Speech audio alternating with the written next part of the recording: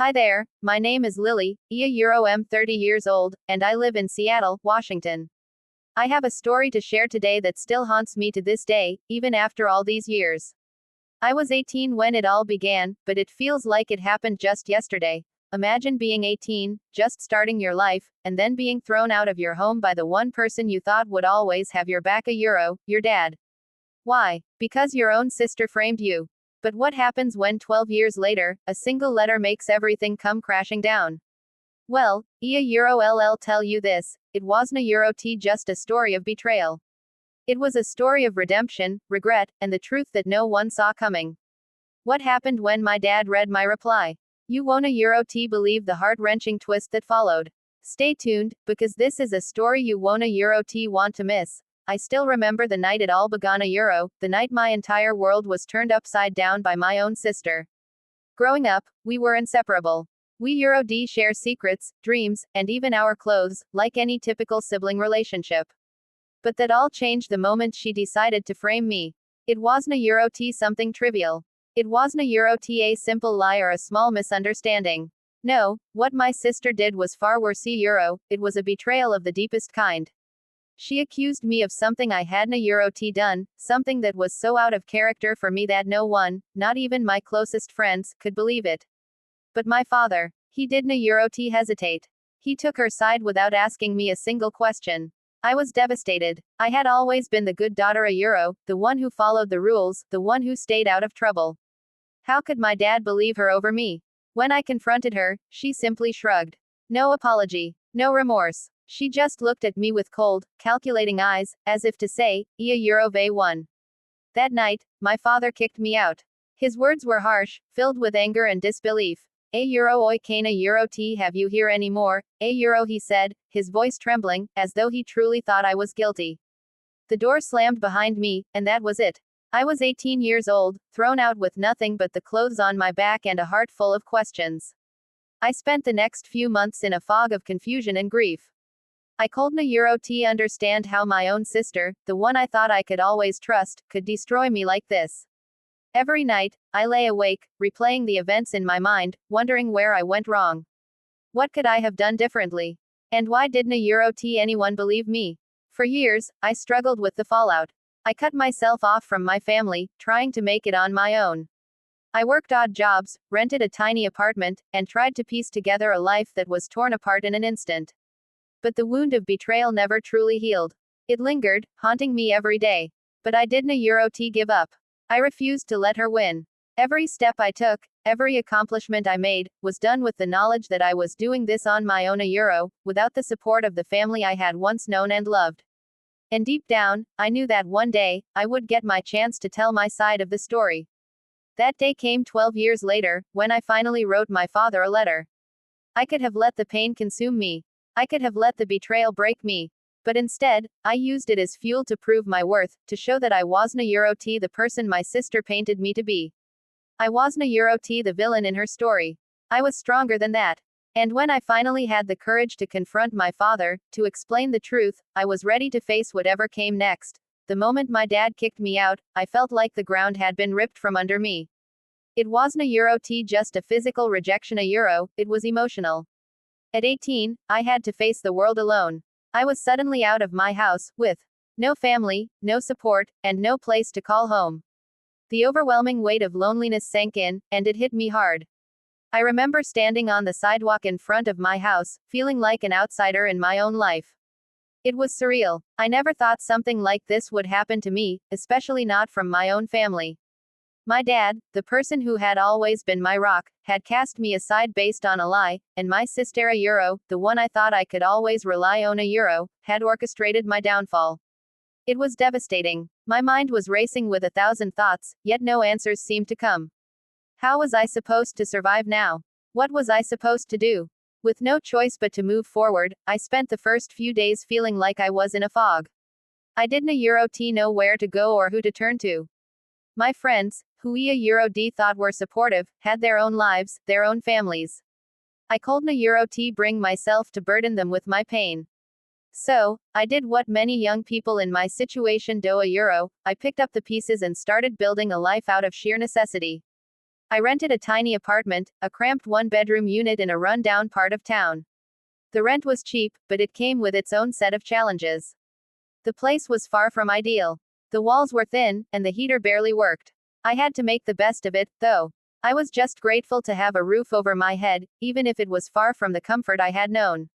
Every morning, I woke up to the sound of traffic outside, the noise reminding me that I wasn't a Euro tea in my warm, cozy home anymore. It was a constant reminder that my life had changed a Euro, drastically.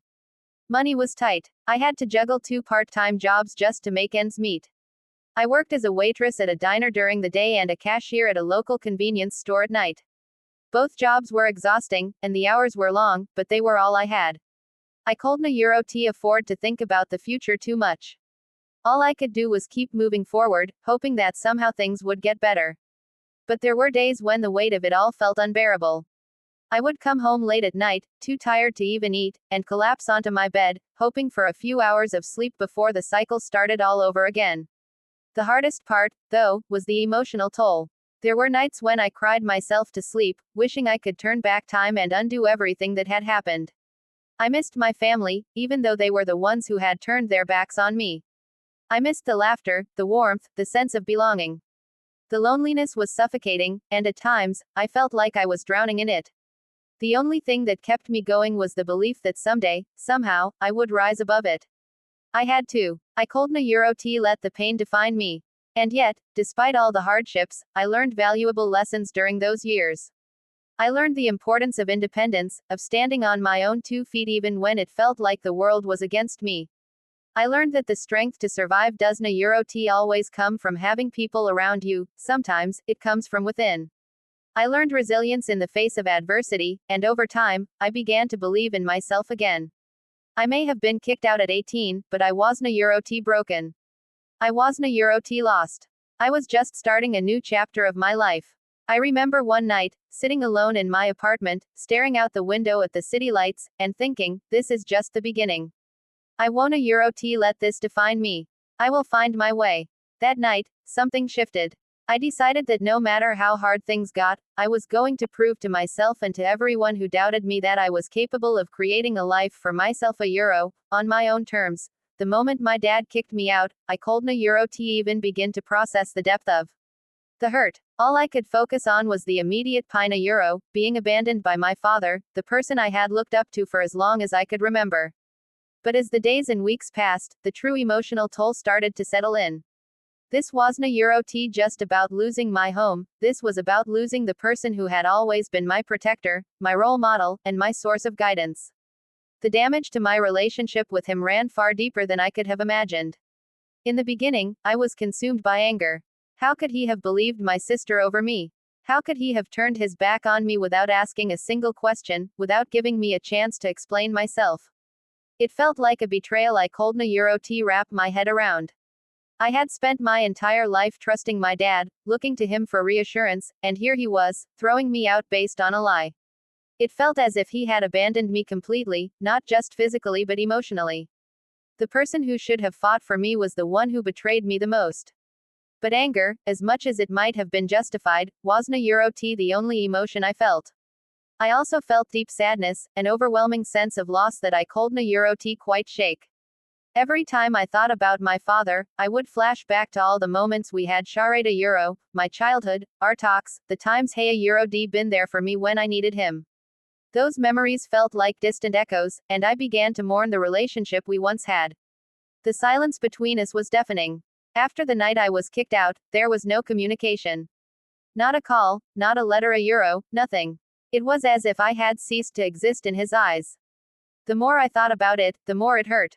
I was desperate to reach out, to let him know that I wasn't Euro tea guilty of what I was accused of. But pride, both mine and his, kept me silent. I didn't Euro tea know how to approach him without feeling like I was begging for forgiveness, and I didn't Euro tea want to do that. I wanted him to see the truth, but I didn't Euro tea know how to make that happen.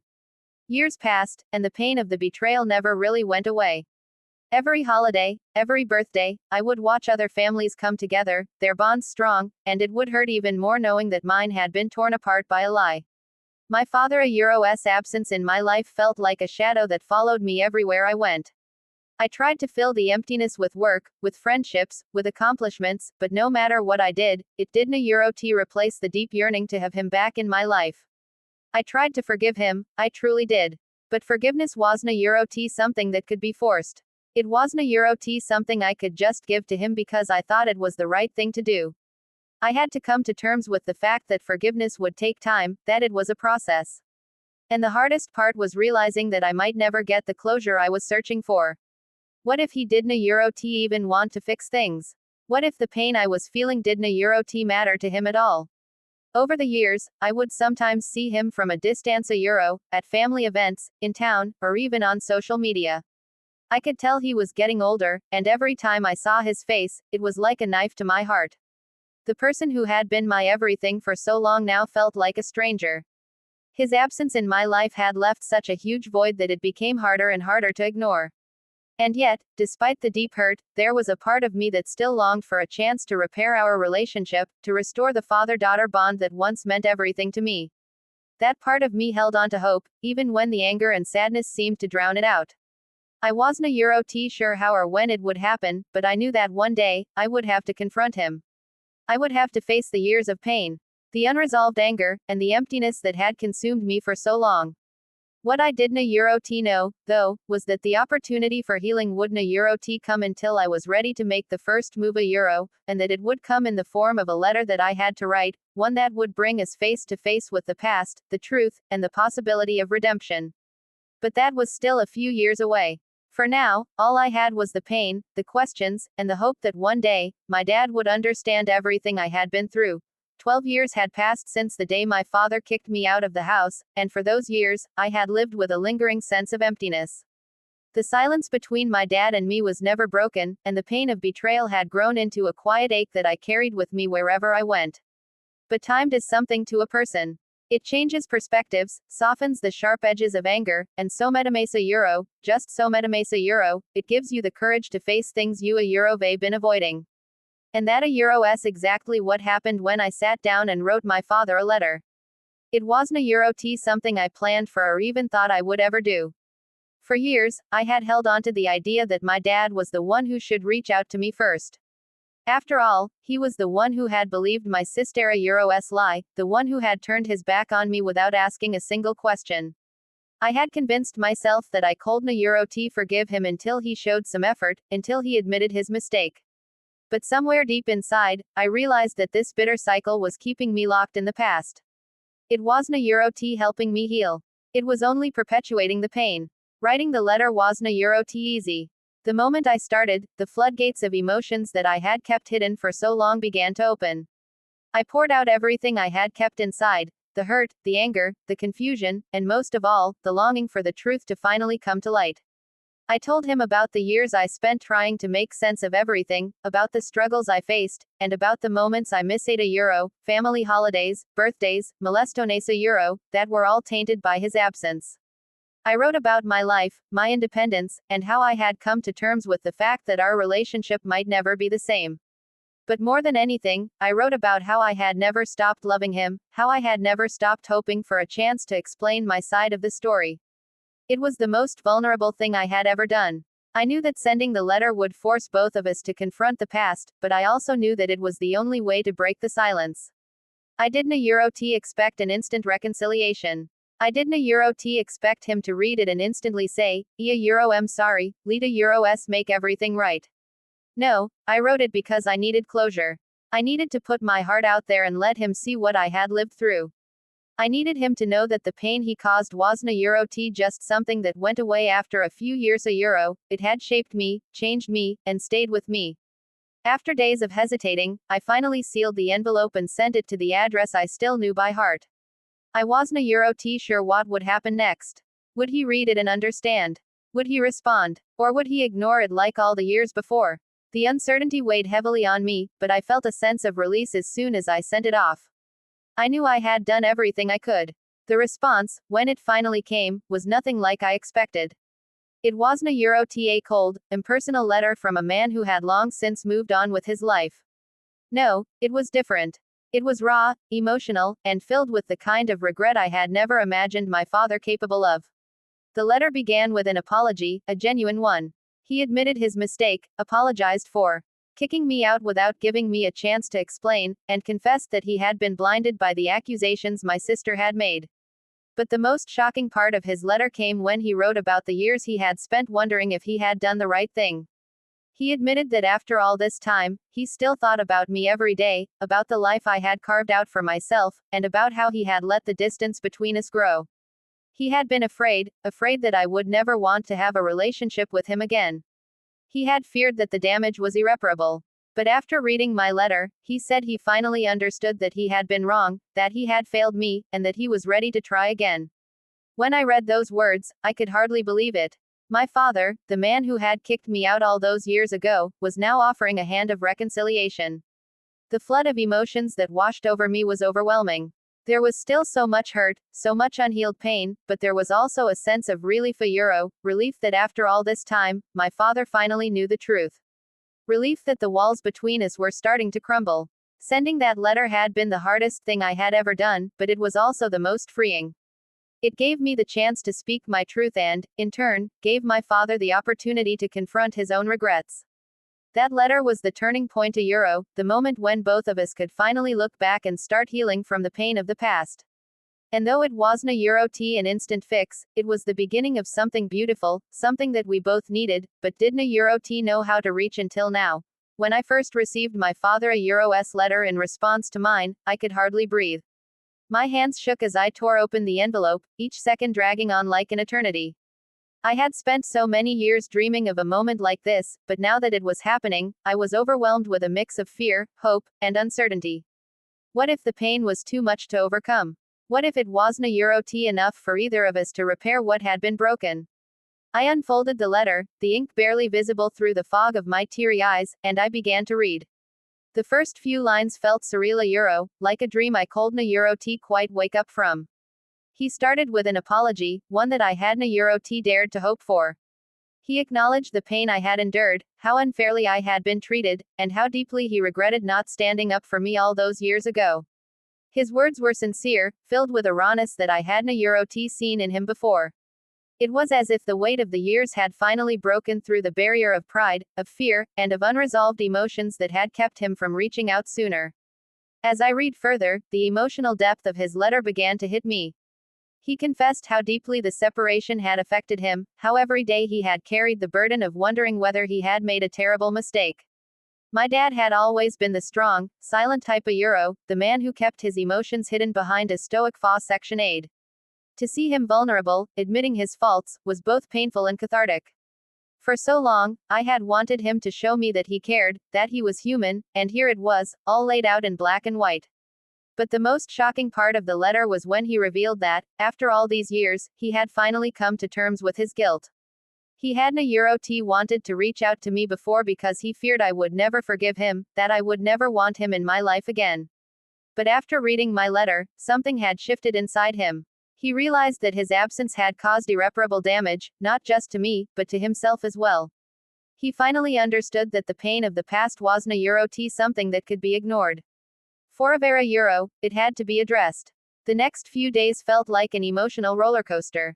My father a words lingered in my mind, constantly replaying in my head. He had promised to make things right, to try and rebuild our relationship, but could I really forgive him? Could I move past the years of hurt, the memories of being abandoned when I needed him the most? I wasn't sure, but for the first time in over a decade, I felt a flicker of hope that maybe, just maybe, it was possible. What happened next took me completely by surprise. I didn't expect him to act immediately. I thought we have more time to exchange letters or messages, to process everything. But one evening, just a week after receiving his letter, I got a call. It was from my dad.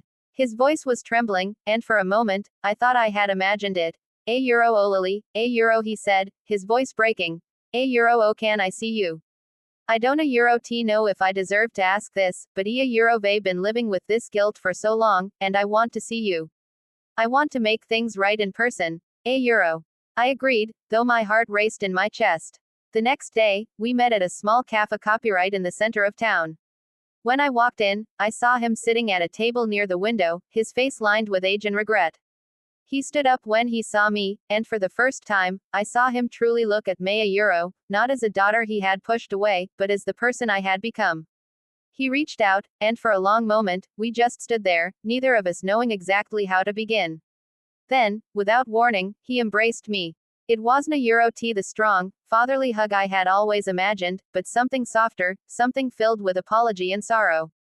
It was the kind of hug you give when you know that words cannot undo the damage done, but that maybe, just maybe, your actions can start to heal the wounds. We talked for hours that day, about everything a euro, about what had happened, what we had been through, and what we hoped for the future. I didn't a euro T expect everything to be perfect, and it wasn't a euro T.